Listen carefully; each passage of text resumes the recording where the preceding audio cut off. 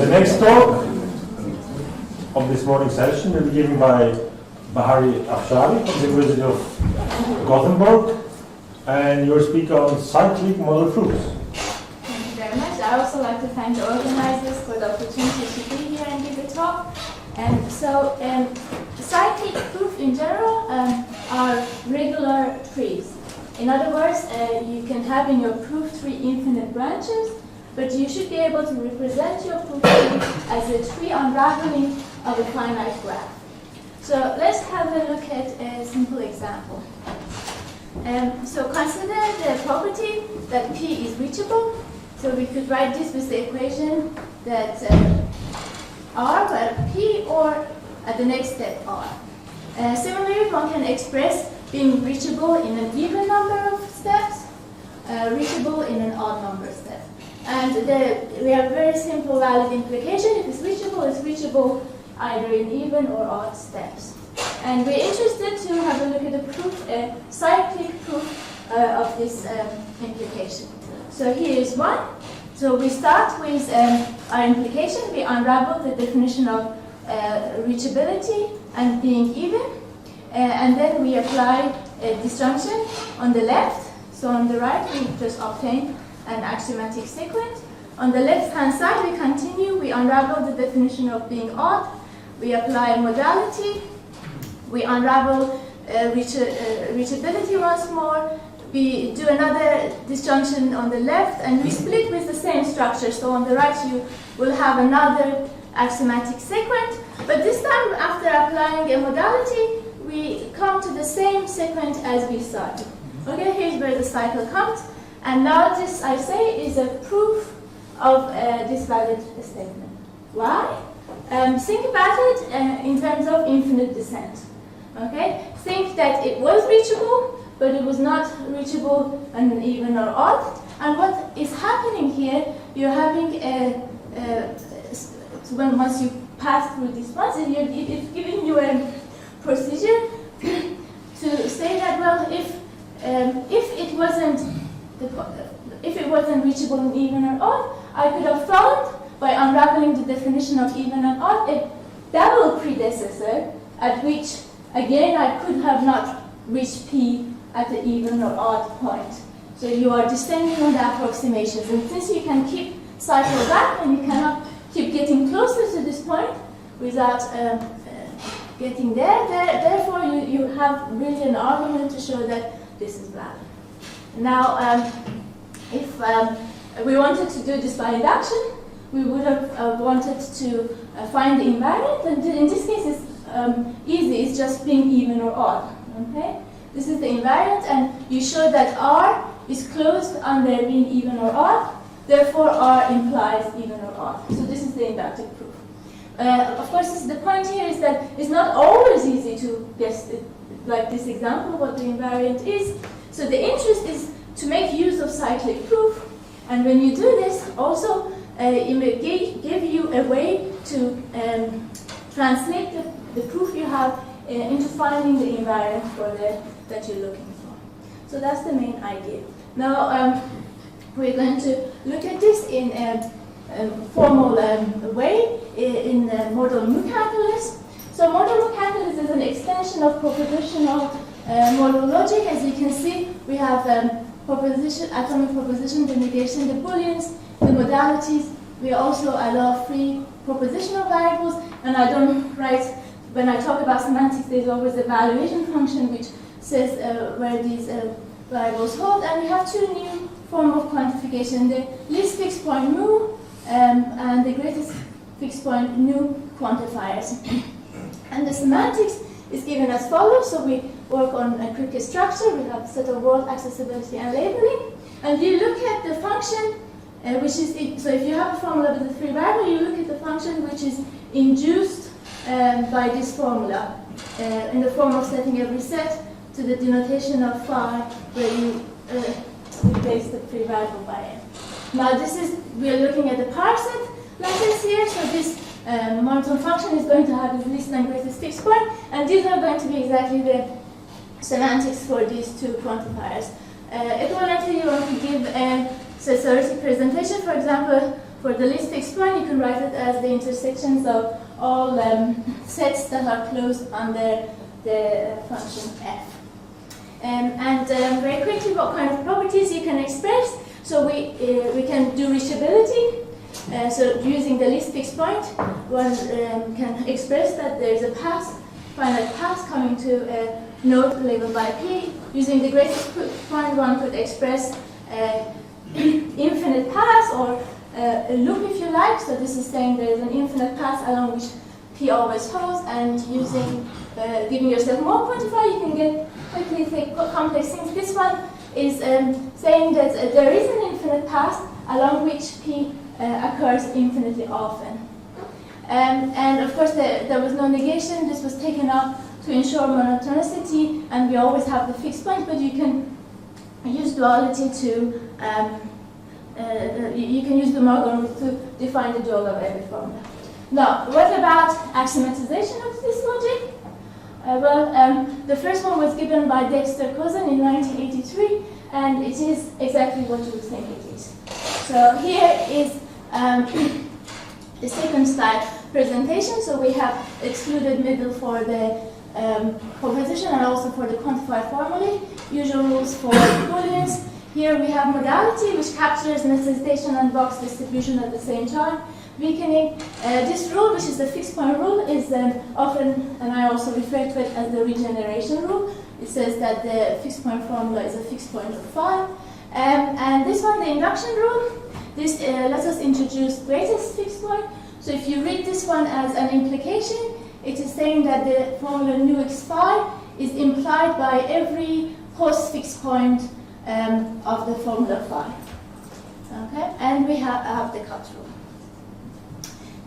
So what do we know about this axiomatization?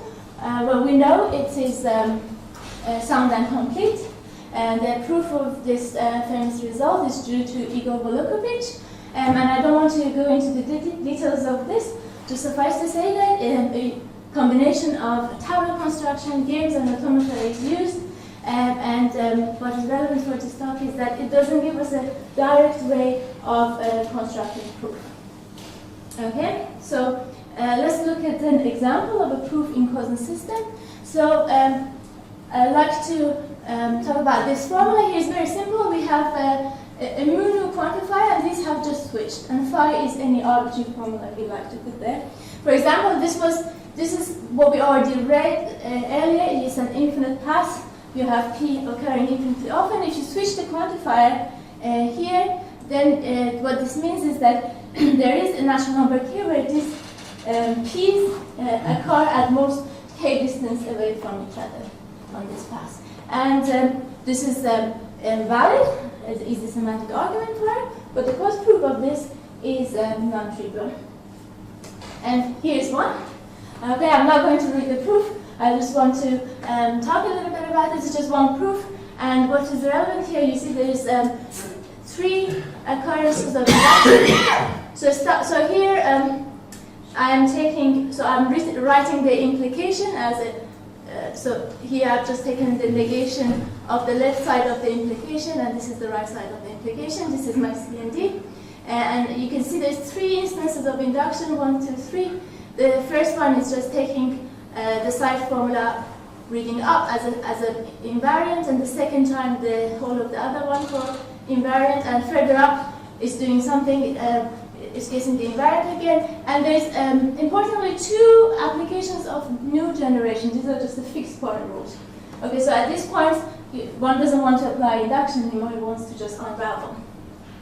And of course, if one wants to build this is no way of doing this. Actually, so this proof we have built, we used an algebraic proof of this valid sequence. This was given by Arnold and Niwinski in their book on rudiment of calculus, and we just read the algebraic proof, not from down top, but from top down, and we turned it into a cross proof. Okay, so this is the motivation, and now we want to look at a Tableaux proof for the same implication. So what are Tableaux proofs? Now this is the core of Cousin system.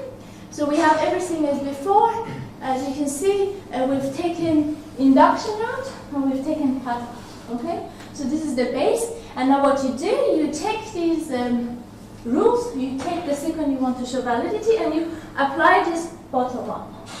Okay, now since you have this regeneration rule, you may have infinite branches in your proof, and that would be because some formal variable, possibly many, but at least one of these unravelings happened infinitely often.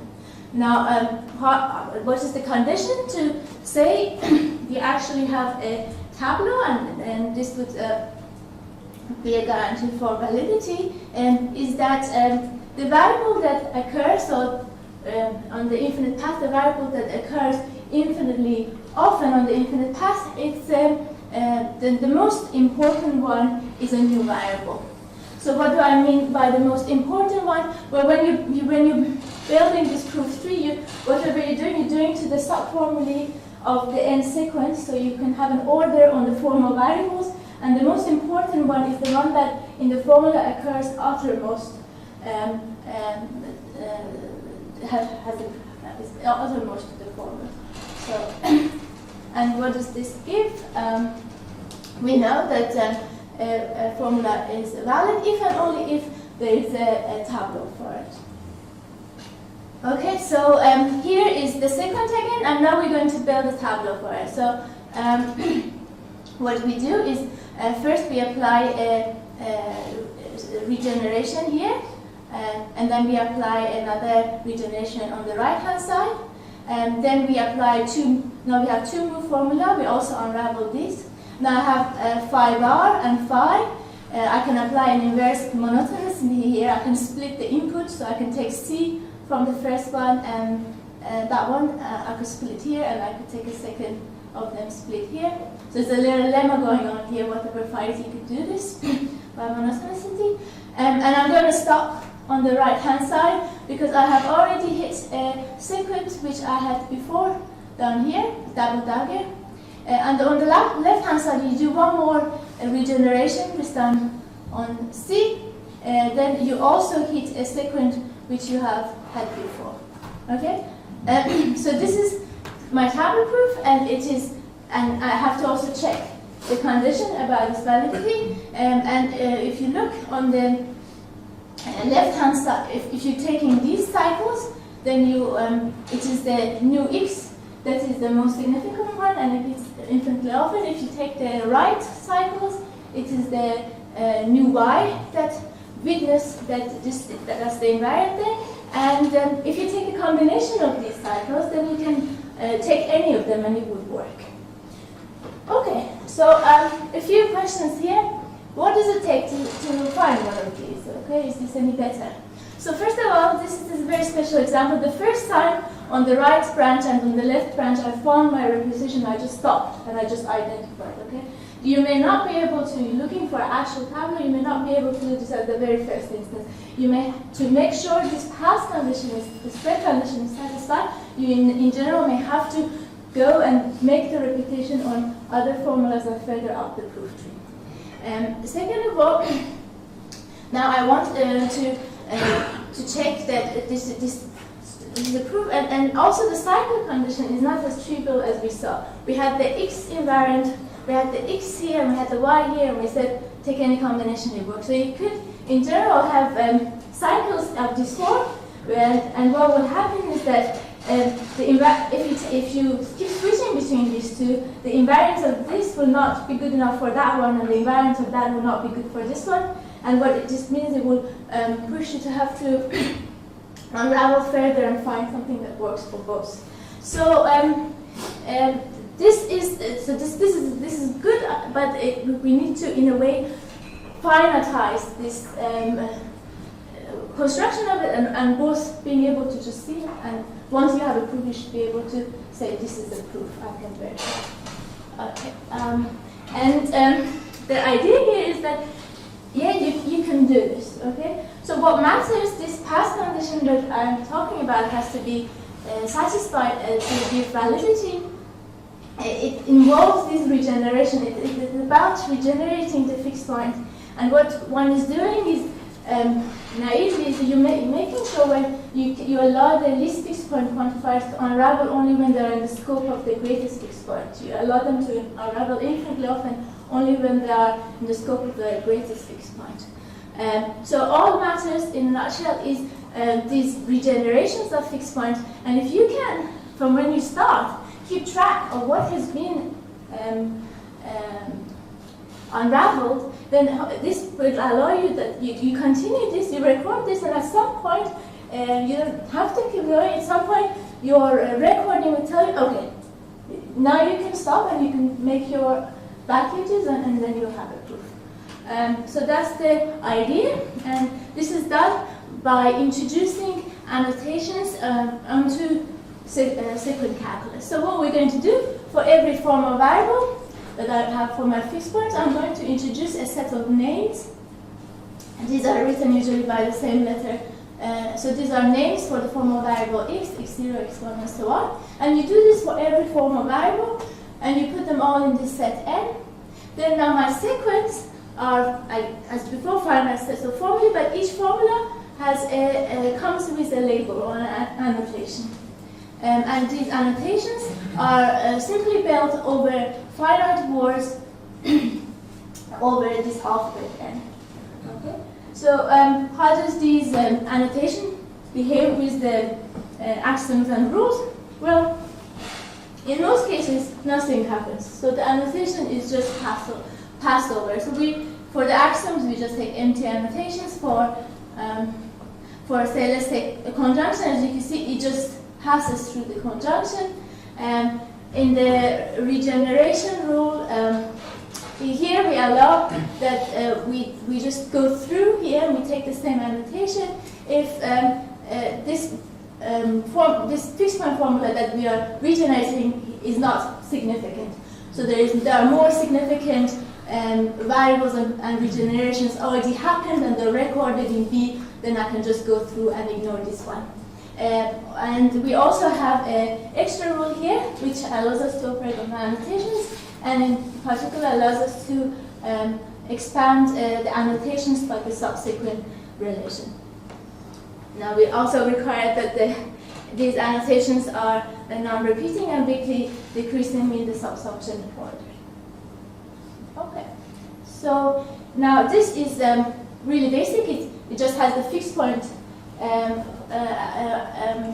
So weakly decreasing in the sense of the words is weakly. Yeah, each single word. Okay. Exactly. So now this has only fixed one, so it's very weak. It's not driving much, and we want to drive as much as if we had induction there. So this is the substitute, and the cyclic rule that we're going to add to it, and we can read it in the following way. So if you look at this part, it's just an instance of regeneration. Okay, so this is you can look at the whole thing as a generalization of regeneration. What does it allow you to do? If you start from an assumption of new x phi with annotation ax and you drive phi of it with the same annotation, you can drive the greatest fixed point and you may eliminate the annotation. So this is also the only rule in the calculus which allows us to eliminate anything. Okay. So now the proofs we're going to have is going to be just proofs built out of the axioms here together with this one. And so now not only we have axioms, we also allow ourselves to have axioms of this form which are discharged. So the condition is that they must be discharged by instance of the rule. And the result here is that if phi is valid, then I can have a proof of it in this system clear. Okay, so and this is a technical result, and I'm not going to describe it. Just for those of you who are interested, how we do this, we make use of a system introduced by Colin Sterling in 2014. He introduces the annotated system. It's similar to what you have seen here. But it's more closer to the Tableaux construction because the validity in his system also involve this pass, checking the pass. But the idea is that, and what is important about Sterling system is a goal-oriented system. So there you can just have your sequence and you can just build a proof. And what we do is we show that every valid proof you have in Sterling system, you can effectively translate it to a proof in our system. Okay. So I'm not going to show you this, but I'm going to show you the proof of the sequence that you have been looking at in this system flow. And here it is. So now it's quite simple. You've seen the Tableaux proof. It's the same thing. You start, and what you do is you replace the new generations by instances of flow. So as you can see, we have the same as before. And when we branch here on the right-hand side, here we're going to stop. On the left-hand side, oh yes, I forgot. So you replace of course, you replace the regenerations and you're replacing them by flow. So as you go up, you introduce this annotation. So here, this was unraveled, so X was introduced, and this one, Y was introduced. Nothing happens as you go through the other rules. Here was the split. We stop here. Here you apply another instance on here. So another notation is introduced here. And as you can see, what has happened, because now this is the point where we stopped in the Tableau and we made a back edge, I have to continue. And what is happening here is just a copy of down here. You go up, you split. Now this time you stop on the left-hand side, on the right-hand side, and instance of this expansion will drop the annotation, and we stop. Now this is a proof. You have these 3 leaves, and these are discharged in the following way. So these two, this one and this one, is discharged by this flow. If you look at it closely, you see it is of the right format. And this leaf here is discharged by this flow down here. Okay. So this is good. So we now have a cyclic proof of this example. But of course, it is also, as I'm motivated, I want to also be able to go back to proof by induction. Okay. So the question here is that you have a cyclic proof. Can you also have a proof by induction from this? And this is what I will tell you. And also by doing so, one can show the system is sound. So here is the induction rule in Kozen, and this is a strengthening of this induction rule. Okay, what can consider is if you replace in Kozen system, you replace the induction by this strong induction. We can also take cut out, and we will also have this form of deep disjunction. And this is what one can show, that from having a cyclic proof, you can translate this to a proof in this strong system with strong induction. And of course, this is a subsystem of Kozen. Okay, these two rules, both this strong induction and this deep disjunction, you can drive them in the presence of cut. Okay, so this is possible.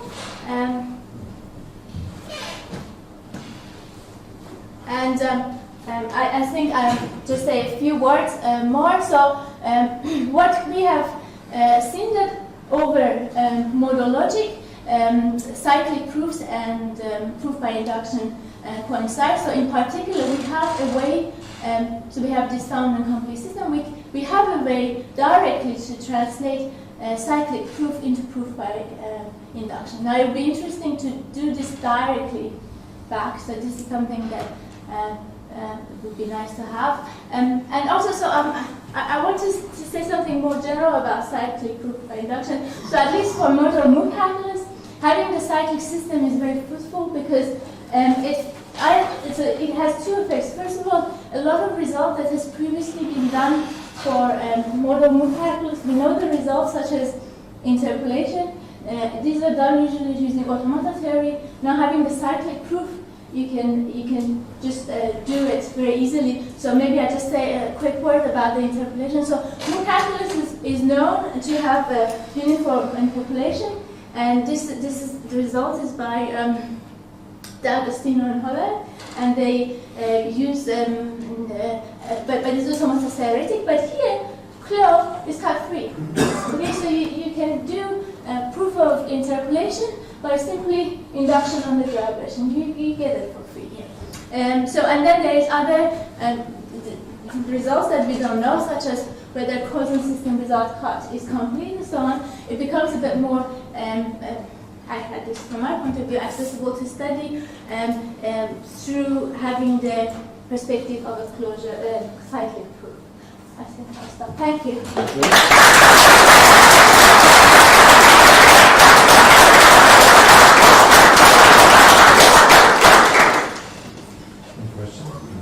Yeah, a couple of weeks ago I've seen almost the same talk, but not about new model, about the new calculus, but about new model. By Amina Dimam. Do you know the work? Yes, they applied this to Mu on David Mal, that's right, yes. So you know the work. Can you us because the results are almost the same if I remember correctly, right? They have this infinite proofs and cyclic proofs, and but there was some glitch. There was no precise one-to-one correspondence as you claim it here. So I wonder why it worked for the new calculus, but not for new model. So. Yeah, but they don't also capture everything, right? Yes. If I remember correctly.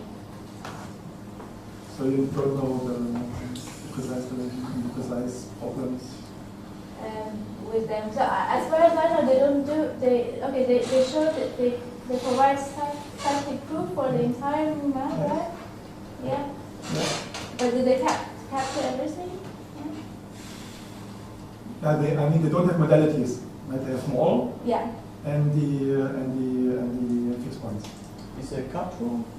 Yeah, that's the thing, right? I mean, you have the cut. You always have to invent something, right? If you have induction, you can make cut free, but then you have the induction rule, but you have to invent. Yeah, but it's a different story with the cut. Yeah. Maybe we'll talk about it. Okay. 3 more questions. I think you were first. So I wonder, do you have tried to connect it to the semantics of this calculi and understand, the construction you give of the tags, yes, as some kind of construction of invariants, because you need to have invariants, yes, and coalgebras. That would be very interesting. Yeah, that's very. I think that would be very interesting too. So we have a way to translate these labels into. So they give us the invariants. We no longer. So this proof here. This part gives us a way. So annotation will tell us exactly what. So the idea is this proof is you take the annotation and you weaken the greatest fixed point using the annotation. And in a way, it is telling you what, when you move here, it's telling you what to take as the invariant. Yes, exactly. But it would be very nice to be able to generalize and say something. Okay, like following Lambec's. There are 2 more questions. There was one in the you first. Hang on. Go ahead. Okay, so it seemed to me that classical logic is actually built into the syntax of the system. Is there any hope to lift the proofs to the intuitionistic case? You think it's built on the logic? So I think it's not very logic reliant. So yeah, I would say that one could.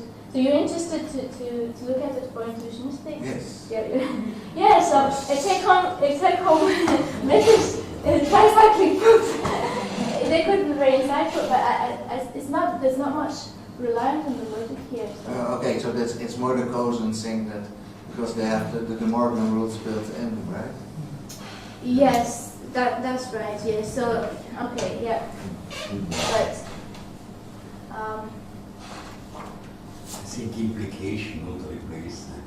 Yeah. So you can get rid of the whatever You can. I think you should put the remaining questions in the break. So let's now have half an hour coffee break.